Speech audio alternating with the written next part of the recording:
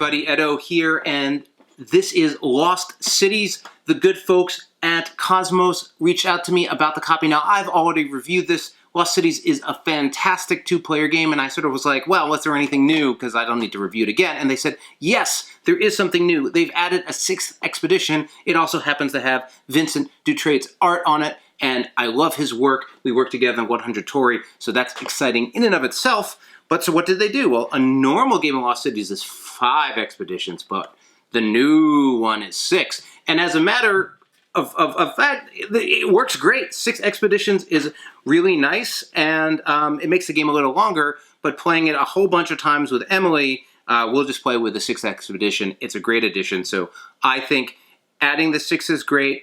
The new look and feel of the cards is great, so to me, I don't know, this warrants a refresh on Lost Cities. Certainly if you don't have Lost Cities, pick it up.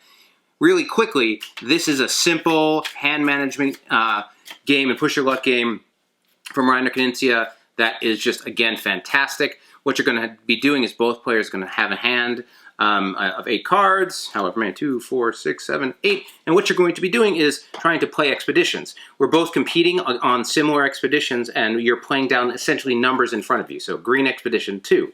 Numbers go from 2 to 10, and essentially there's a threshold of 20 points that you need to cross to get points. If you're under 20, you're going to get negative points. So once you start an expedition, you really have to keep going.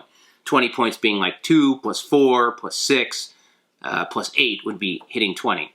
Now the trick here is once you play a number, you can't play a lower number. So a 2 is not a good example, but say I play 3 in the new expedition, and the next card I play is a 7. That's worth 10 points, not quite there, but I couldn't play a 4, 5, or 6. So essentially you're trying not to play too fast and conserving your cards. And when you play a card, you're going to draw a card. You're always going to have a hand of 8.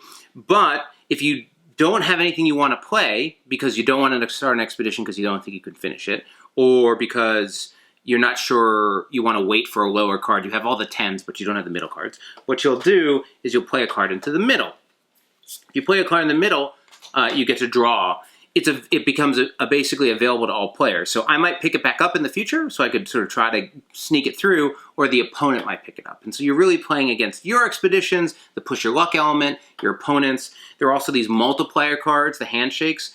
If you put this down on an expedition, it's literally a multiplier on the total score. So if I played 1 instead of 30 points or 20 points, it could be 30 times 2 or 20 times 2. So it's significant multiplier. But if you're negative, if you just had a bunch of multipliers and no other points, you could get negative 60 points on your expedition. So you have to be careful with them. They're big bets, and it just works. Overall, the addition feels really nice. I like the cards. I like the sixth line, the 6th grouping. The work from Vincent is great.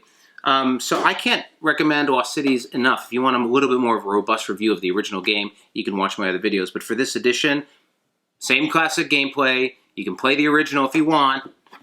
Really nice addition of the 6th. I think it warrants consideration on a purchase. If you don't have it, absolutely you'd buy this edition. And it's great. So this is Lost Cities. Hey everybody, Edo here, and thanks for watching Gaming with Edo. Reviews over here on this playlist, League and Insider videos over here on this one. Subscribe, share, all that good stuff. But most importantly, play some great games. Thanks. Bye.